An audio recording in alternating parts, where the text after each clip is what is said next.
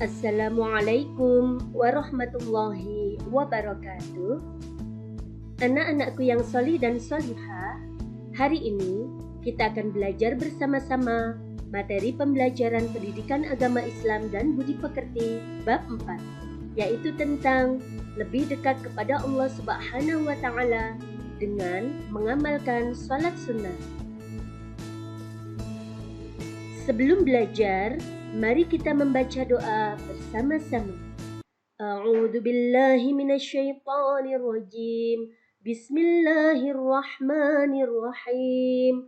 Raditu billahi rabba wa bil islami dina wa bi Muhammadin nabiyyan wa rasula.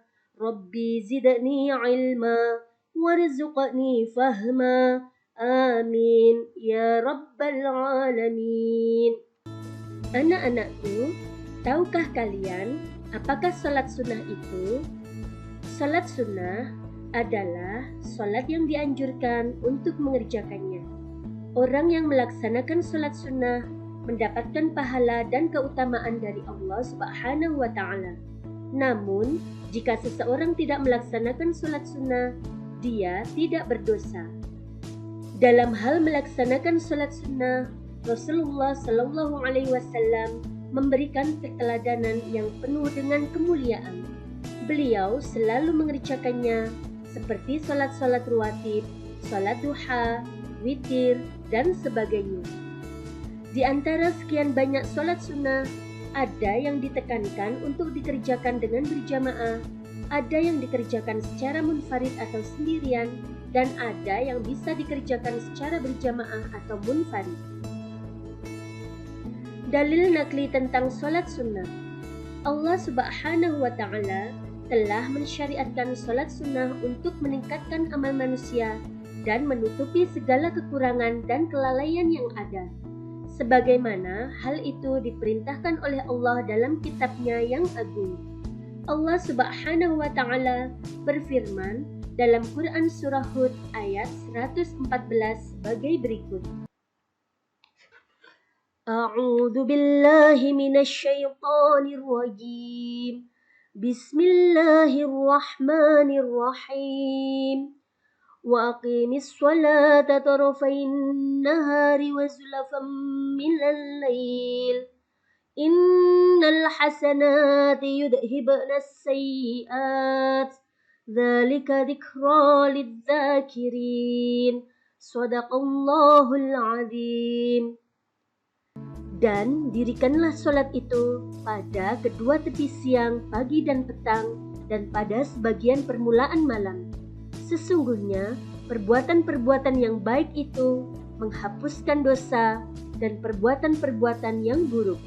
Itulah peringatan bagi orang-orang yang ingat. Quran Surah Hud ayat 114.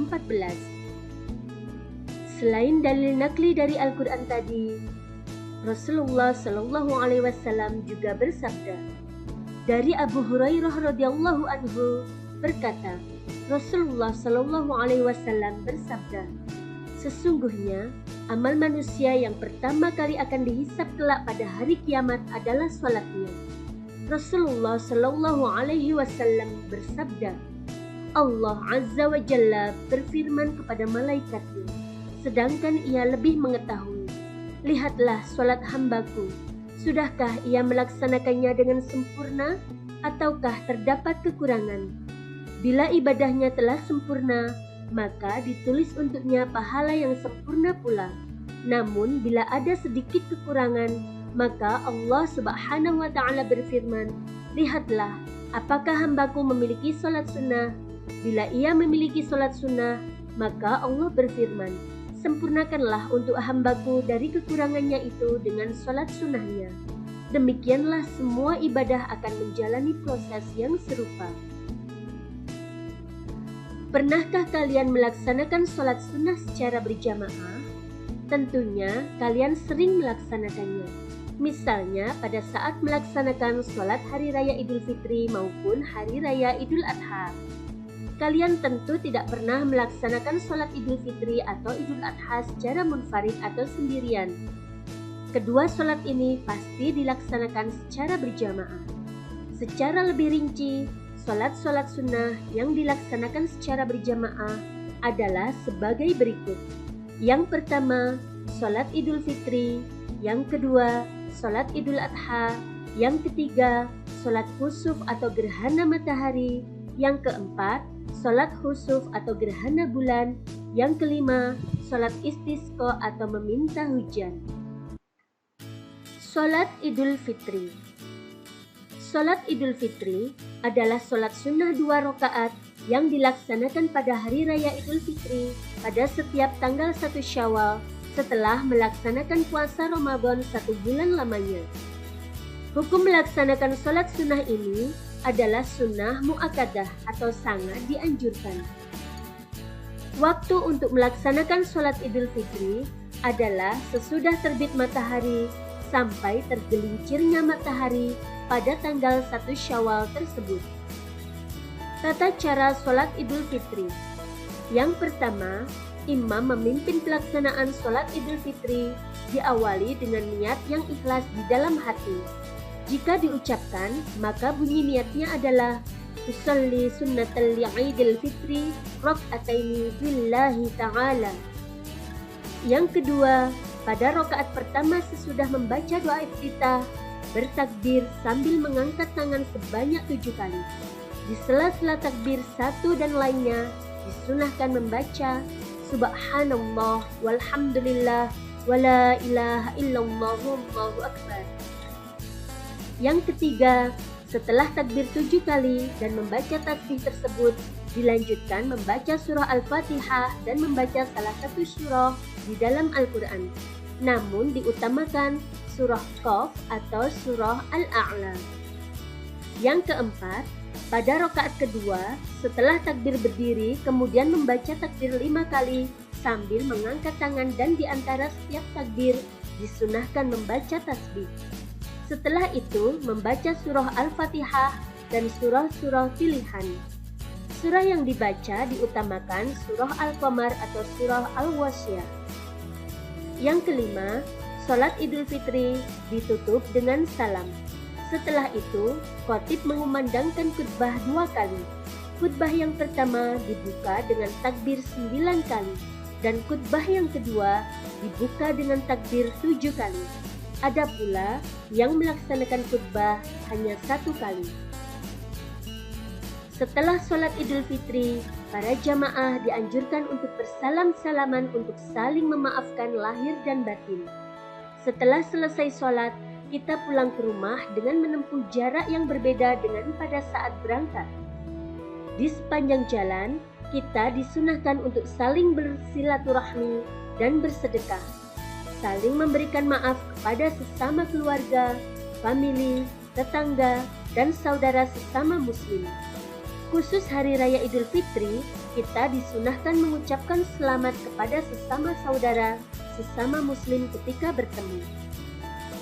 Sholat Idul Adha. Sholat Idul Adha adalah sholat yang dilaksanakan pada Hari Raya Kurban atau Hari Raya Idul Adha. Sholat ini dilaksanakan pada pagi hari tanggal 10 Dzulhijjah bertepatan dengan pelaksanaan rangkaian ibadah haji di Tanah Suci. Dengan demikian, orang yang sedang melaksanakan ibadah haji tidak disunahkan melaksanakan sholat Idul Adha. Bagi orang yang tidak sedang melaksanakan ibadah haji, hukum melaksanakan sholat Idul Adha adalah sunnah mu'akkadah atau sangat dianjurkan. Hampir semua ketentuan dan tata cara sholat Idul Adha sama dengan sholat Idul Fitri, baik menyangkut waktu pelaksanaannya, hukumnya, dan tata caranya. Adapun perbedaannya hanya pada niatnya. Niat sholat harus dilakukan dengan ikhlas dalam hati. Jika diucapkan, maka bunyi niatnya adalah usolli sunnatal li'idil adha rak'ataini lillahi ta'ala. Yang ketiga, sholat kusuf atau gerhana matahari. Sholat kusuf atau kusufus syamsi adalah sholat sunnah yang dilaksanakan ketika terjadi gerhana matahari. Hukum melaksanakan sholat ini adalah sunnah mu'akkadah. Waktu pelaksanaan sholat kusuf adalah mulai terjadinya gerhana matahari sampai matahari kembali tampak utuh seperti semula. Ketika gerhana sudah mulai terjadi, jamaah berkumpul di masjid. Salah satu dari jamaah tersebut menjadi muadzin untuk menyerukan panggilan sholat. Sholat gerhana ini dilaksanakan dengan berjamaah dan dipimpin oleh seorang imam. Hal yang membedakan sholat kusuf dibanding sholat pada umumnya adalah sholat kusuf, setiap rakaat terdapat 2 kali membaca surah Al-Fatihah dan 2 kali ruku. Sehingga dalam 2 rakaat sholat kusuf terdapat 4 kali membaca surah Al-Fatihah, 4 kali ruku, dan 4 kali sujud. Adapun tata cara pelaksanaan sholat gerhana matahari secara rinci sebagai berikut. Tata cara sholat kusuf atau gerhana matahari. Yang pertama, berniat untuk sholat kusuf atau sholat gerhana matahari. Niat sholat harus dilakukan dengan ikhlas dalam hati. Jika diucapkan, bacaan niatnya adalah usolli sunnatal khusyufi rak'ataini ma'muman lillahi ta'ala. Setelah takbiratul ihram, lalu membaca doa iftitah, kemudian membaca surah Al-Fatihah, dilanjutkan dengan membaca surah-surah yang panjang. Yang ketiga, ruku yang lama dan panjang dengan membaca tasbih sebanyak-banyaknya. Yang keempat, iktidal dengan mengucapkan Sami Allahu liman hamidah, tangan kembali bersedekap di dada. Yang kelima, membaca surah Al-Fatihah, dilanjutkan dengan membaca surah Al-Quran yang lain. Kemudian kembali melakukan ruku yang panjang dan membaca tasbih yang sebanyak-banyaknya. Dilanjutkan dengan iktidal dengan mengucapkan Sami Allahu liman hamidah. Setelah itu, sujud seperti biasa, tetapi sujudnya agak dipanjangkan dibanding dengan sholat pada umumnya. Yang kesembilan, duduk di antara 2 sujud seperti biasa. Sujud yang kedua agak dipanjangkan. Bangkit menuju rakaat yang kedua, kemudian melaksanakan rakaat yang kedua sebagaimana rakaat yang pertama dilaksanakan. Pada sujud yang terakhir, rakaat yang kedua dianjurkan untuk memperbanyak istighfar dan tasbih memohon ampunan kepada Allah Subhanahu wa Ta'ala. Setelah selesai sholat, imam atau khatib berdiri menyampaikan khutbah dengan pesan yang intinya gerhana adalah salah satu kejadian yang menunjukkan kekuasaan Allah Subhanahu wa Ta'ala. Meskipun merupakan sumber energi yang utama, matahari juga makhluk Allah Subhanahu wa Ta'ala yang memiliki kekurangan atau kelemahan. Salat khusuf atau gerhana bulan. Salat sunnah khusuf atau khusuful qamari adalah salat sunnah yang dilaksanakan ketika terjadi peristiwa gerhana bulan. Hukum melaksanakan salat ini adalah sunnah muakkadah. Sedangkan waktu salat gerhana bulan mulai terjadinya gerhana bulan sampai bulan tampak utuh kembali. Adapun tata cara pelaksanaannya hampir sama dengan pelaksanaan salat gerhana matahari. Yang membedakannya adalah bunyi niatnya. Niat salat harus dilakukan dengan ikhlas dalam hati. Jika diucapkan, maka bunyi niatnya adalah usolli sunnatal kusufi rak'ataini ma'muman lillahi ta'ala. Salat istisqa. Salat sunnah istisqa adalah salat sunnah 2 rakaat yang dilaksanakan untuk memohon diturunkan hujan. Pada saat terjadi kemarau yang berkepanjangan sehingga sulit mendapatkan air, umat Islam disunahkan melaksanakan sholat istisqa untuk mendekatkan diri kepada Allah Subhanahu wa Ta'ala, memohon ampun seraya berdoa agar segera diturunkan hujan. Sebelum dilaksanakannya sholat istisqa, diharapkan untuk berpuasa selama 4 hari berturut-turut. Selanjutnya, bertaubat kepada Allah Subhanahu wa Ta'ala dari segala kesalahan dan dosa, serta menghentikan segala bentuk perbuatan maksiat, serakah, dan merusak lingkungan. Pada hari keempat, semua anggota masyarakat Muslim pergi ke tanah lapang yang akan dipakai untuk melaksanakan sholat istisqa. Mereka dianjurkan berpakaian sederhana, serta disunahkan membawa binatang peliharaan ke tanah lapang tersebut. Di sepanjang jalan, masyarakat dianjurkan juga untuk banyak beristighfar. Sesampai ke tanah lapang, sambil menunggu pelaksanaan sholat, dianjurkan untuk berzikir kepada Allah Subhanahu wa Ta'ala. Tata cara sholat sunnah istisqa. Adapun tata cara melaksanakan sholat istisqa adalah sebagai berikut. Yang pertama, setelah semua bersiap untuk melaksanakan sholat, muadzin tidak perlu mengumandangkan azan dan iqamah. Cukup dengan seruan as-sholatul jami'ah. Yang kedua, sholat sunnah dilaksanakan seperti sholat sunnah yang lainnya. Setelah membaca surah Al-Fatihah, dilanjutkan membaca surah-surah yang panjang. Yang ketiga, selesai salam, khatib membaca 2 khutbah. Pada khutbah yang pertama dimulai dengan membaca istighfar 9 kali, dan yang kedua dimulai dengan membaca istighfar 7 kali. Salat sunnah munfarid adalah salat sunnah yang dilaksanakan secara individu atau sendirian. Adapun salat sunnah yang dilaksanakan secara munfarid adalah yang pertama, salat rawatib, yang kedua, salat tahiyatul masjid, dan yang ketiga, salat istikharah. Salat rawatib. Rawatib berasal dari kata rotibah yang artinya tetap, menyertai, atau terus-menerus. Dengan demikian, salat sunnah rawatib adalah salat sunnah yang dilaksanakan menyertai atau mengiringi salat fardu 5 waktu, baik sebelum maupun sesudahnya. Ditinjau dari segi hukumnya, salat rawatib ini terbagi menjadi 2 macam, yaitu salat rawatib muakkadah dan salat rawatib ghairu muakkadah. Salat rawatib muakkadah adalah salat rawatib yang sangat dianjurkan. Adapun yang merupakan salat rawatib muakkadah yaitu 2 rakaat sebelum salat duhur, 2 rakaat sesudah salat duhur, 2 rakaat sesudah salat maghrib, 2 rakaat sesudah salat isya, dan 2 rakaat sebelum salat subuh.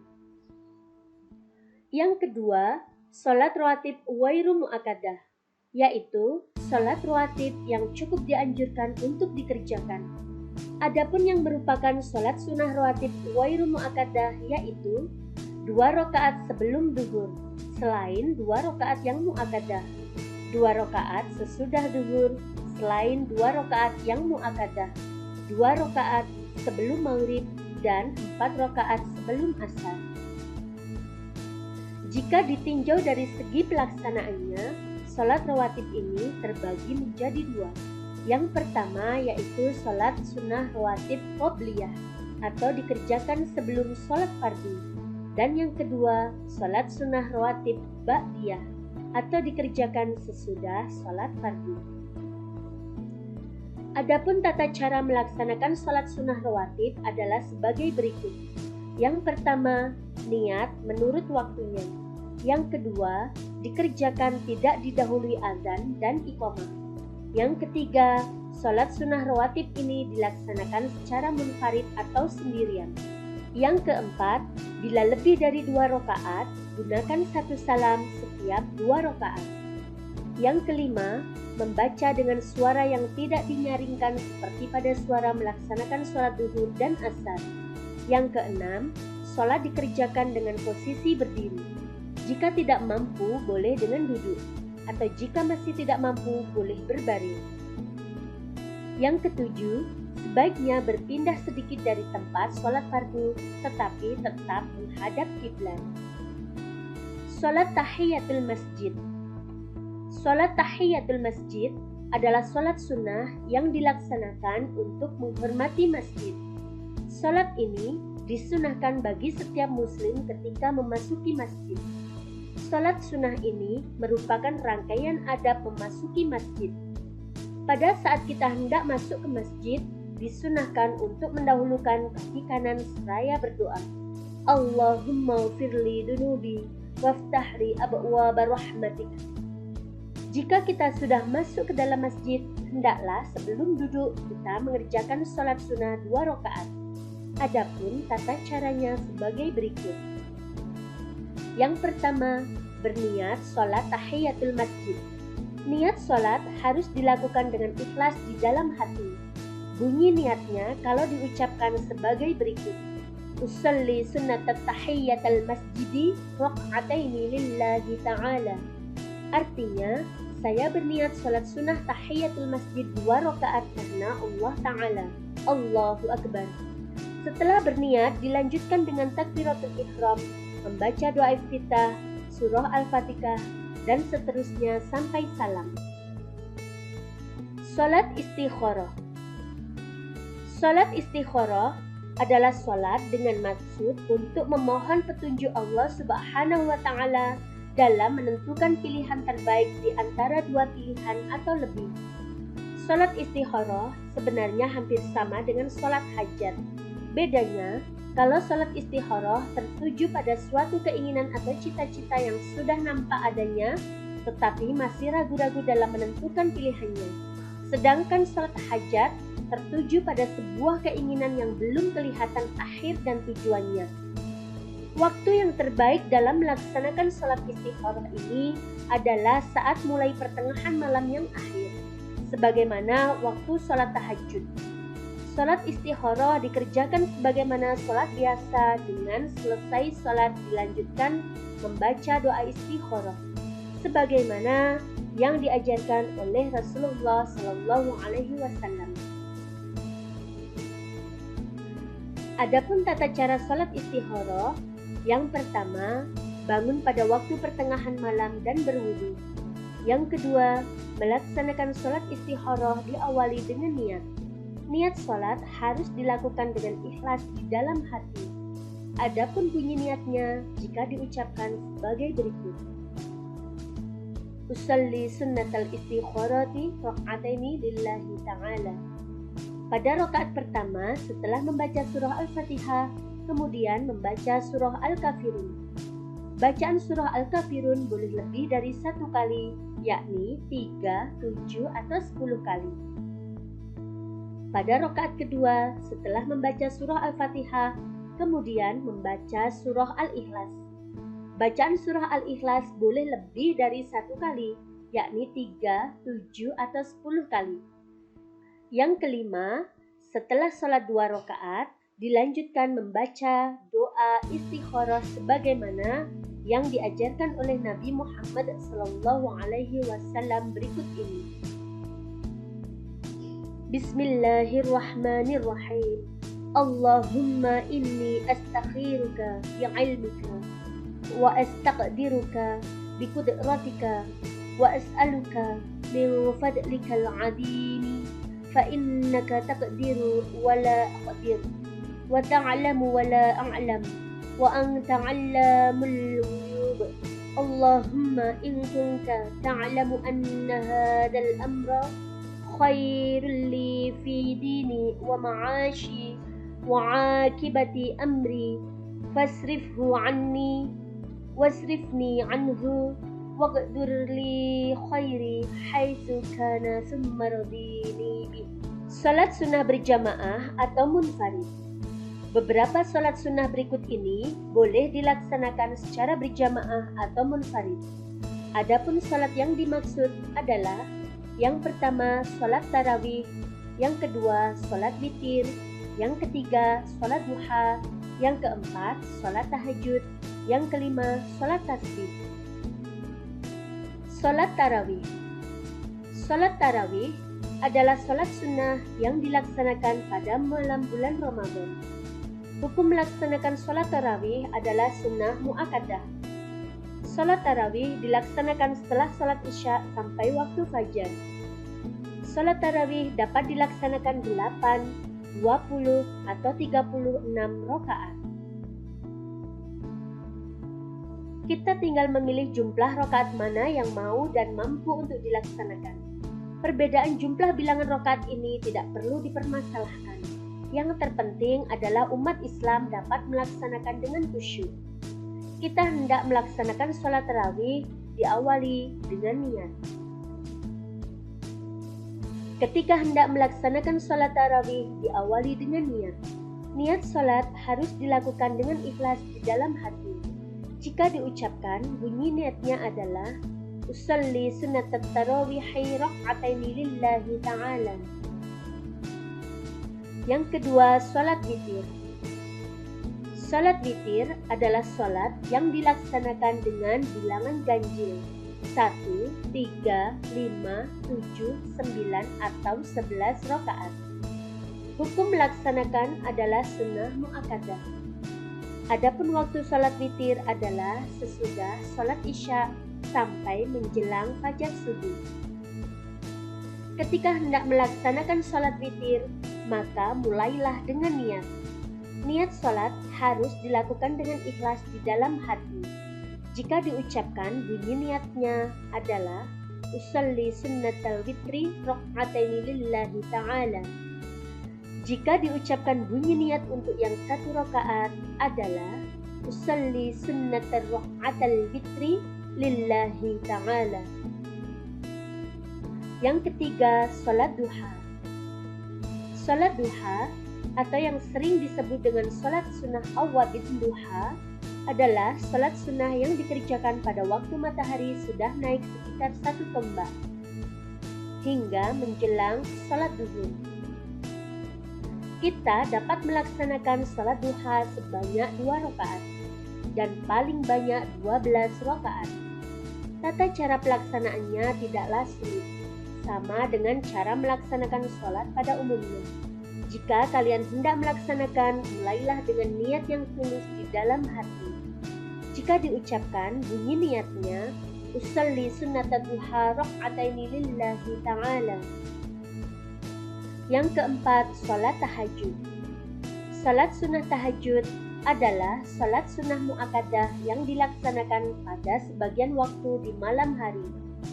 Sholat sunnah tahajud adalah bagian dari qiyamul lail atau sholat malam yang langsung diperintahkan oleh Allah Subhanahu wa Ta'ala melalui firman-Nya berikut ini dalam Quran Surah Al-Isra ayat 79. A'udzu billahi minasyaitonir rajim. Bismillahirrahmanirrahim. Wa minal laili fatahajjad bihi nafilatan laka 'asa an yab'athaka rabbuka maqaman mahmuda. Shadaqallahul 'adzim. Tata cara melaksanakan salat tahajud tidak jauh berbeda dengan salat sunnah yang lain, yaitu dilaksanakan pada waktu setelah salat isya sampai dengan fajar siddiq atau menjelang waktu subuh, dan setelah tidur. Yang kedua, jumlah rakaatnya paling sedikit 2 rakaat dan paling banyak tidak dibatasi. Yang ketiga, dilaksanakan sendirian atau munfarid atau berjamaah. Yang keempat, lebih diutamakan setiap 2 rakaat salam. Apabila dilaksanakan 4 rakaat, jangan ada tasyahud awal. Jika kita melaksanakan salat tahajud, banyak manfaat atau keutamaan yang dapat kita ambil. Keutamaan-keutamaan salat tahajud adalah dapat membentuk karakter atau kepribadian orang soleh sebagai sarana mendekatkan diri kepada Allah Subhanahu wa Ta'ala untuk mencapai kebahagiaan di dunia dan di akhirat. Dapat mencegah diri dari perbuatan dosa, dapat menghapus atau menghilangkan diri dari segala penyakit hati, iri, dendam, tamak, dan lain sebagainya. Mengobati diri dari penyakit jasmani. Ketika hendak melaksanakan salat tahajud, diawali dengan niat yang ikhlas di dalam hati. Jika diucapkan, bunyi niatnya adalah usalli sunnatat tahajudi rak'ataini lillahi ta'ala. Yang kelima, salat tasbih. Salat sunnah tasbih adalah salat sunnah yang dilaksanakan dengan memperbanyak membaca tasbih. Salat tasbih ini merupakan salat sunnah khusus dengan membaca tasbih sebanyak 300 kali di dalam salat. Hal ini pernah diajarkan oleh Rasulullah SAW sebagaimana tertuang dalam hadis berikut ini. Dari Anas bin Malik bahwasanya Ummu Sulaim berpagi-pagi menemui Nabi Muhammad SAW seraya berkata, "Ajarilah saya beberapa kalimat yang saya ucapkan di dalam salatku." Maka beliau bersabda, "Bertakbirlah kepada Allah sebanyak 10 kali, bertasbihlah kepada Allah 10 kali, dan bertahmidlah mengucapkan Alhamdulillah 10 kali. Kemudian memohonlah kepada Allah apa yang kamu hendaki. Niscaya Dia akan menjawab, iya, aku kabulkan permintaanmu." Hadis riwayat At-Tirmidzi. Secara lebih terperinci, tata cara mengerjakan salat tasbih ini terdiri dari 2 macam cara, yaitu jika dilaksanakan di malam hari, jumlah rakaatnya ada 4 dengan 2 kali salam. Jika dilaksanakan di siang hari, jumlah rakaatnya ada 4 dan sekali salam. Dalam praktik pelaksanaannya, salat sunnah ini memerlukan waktu yang relatif lama. Oleh karenanya, salat tasbih dilaksanakan sesuai dengan kemampuan. Jika mampu melaksanakannya setiap hari, laksanakanlah dalam setiap harinya. Jika tidak mampu melaksanakannya dalam setiap harinya, laksanakan setiap hari Jumat. Jika tidak mampu melaksanakan setiap hari Jumat, laksanakan setiap sebulan sekali, setahun sekali, atau minimal seumur hidup sekali. Ketika hendak melaksanakan salat sunnah tasbih pada malam hari, diawali dengan niat salat tasbih 2 rakaat, lalu 2 rakaat lagi. Niat salat harus dilakukan dengan ikhlas di dalam hati. Jika diucapkan bunyi niatnya adalah usalli sunnatat tasbihi arba'a raka'atin lillahi ta'ala. Pada rakaat pertama, urutan salat tasbih dan jumlah bacaan tasbihnya sebagai berikut. Setelah membaca surah Al-Fatihah dan surah-surah pendek, membaca tasbih 15 kali. Ketika ruku, setelah membaca doa ruku, membaca tasbih 10 kali. Ketika bangun dari ruku, setelah membaca doanya, membaca tasbih 10 kali. Ketika sujud pertama atau setelah membaca doa sujud, membaca tasbih 10 kali. Ketika doa duduk di antara 2 sujud, setelah membaca doanya, membaca tasbih 10 kali. Ketika sujud kedua atau setelah membaca doanya, membaca tasbih 10 kali. Ketika akan berdiri untuk rakaat yang kedua, duduk lalu duduk istirahat, membaca tasbih 10 kali.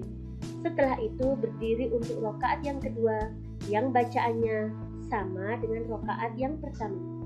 Pada rakaat kedua, setelah membaca tasyahud, baik tasyahud awal maupun tasyahud akhir, membaca tasbih 10 kali.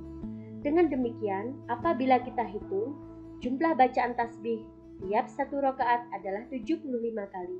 Berarti jumlah keseluruhan bacaan tasbih dalam salat sunnah tasbih adalah 75 kali 4 rakaat, 300 kali bacaan tasbih. Tahukah kalian apa saja hikmah salat sunnah? Hikmah salat sunnah. Hikmah melaksanakan salat sunnah adalah sebagai berikut. Disediakan jalan keluar dari segala permasalahan dan persoalannya, dan senantiasa akan diberikan rezeki yang cukup oleh Allah Subhanahu wa Ta'ala.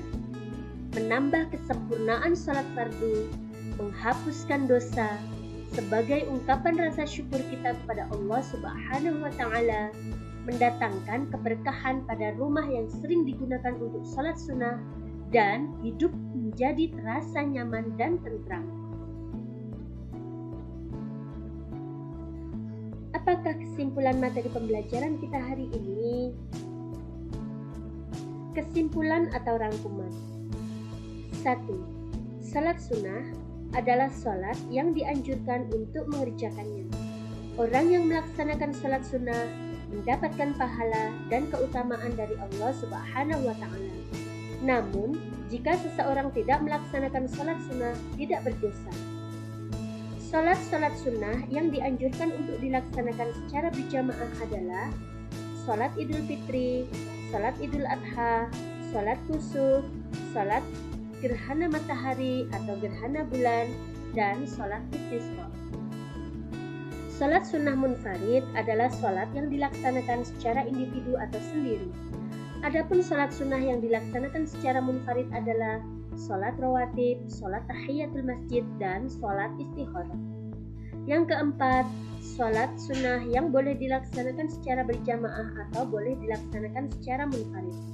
Adapun macam-macamnya adalah sholat tarawih, sholat witir, sholat duha, sholat tahajud, dan sholat tasbih.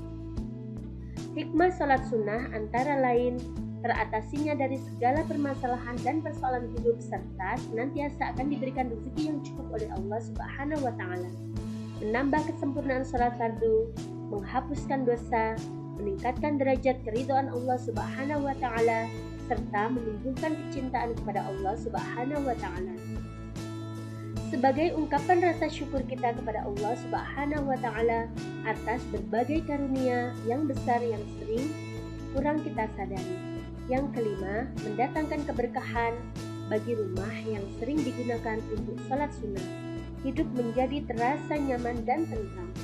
Terima kasih, semoga menjadi ilmu yang bermanfaat dan barokah. Wassalamualaikum warahmatullahi wabarakatuh.